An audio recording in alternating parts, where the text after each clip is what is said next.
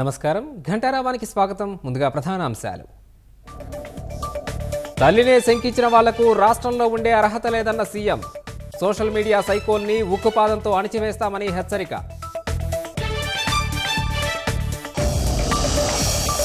వివేక హత్య కేసు గురించి కడప ఎస్పీకి వివరించిన సునీత.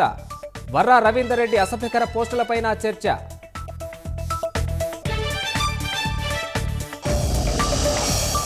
విజయనగరంలో వైసీపీ నేతకు చెందిన కన్వెన్షన్ హాల్లో సోదాలు. పేకాడుతున్న 42 మంది అరెస్టు, 17 లక్షల నగదు స్వాధీనం.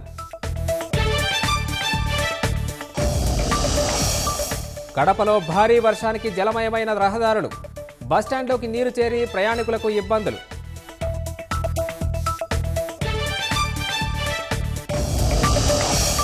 దేశ స్వాతంత్ర్యం కోసం బిర్సా ముండా త్యాగాలు చేశారన్న మోదీ. గిరిజనుల సేవల్ని గత ప్రభుత్వాలు గుర్తించలేదని విమర్శ.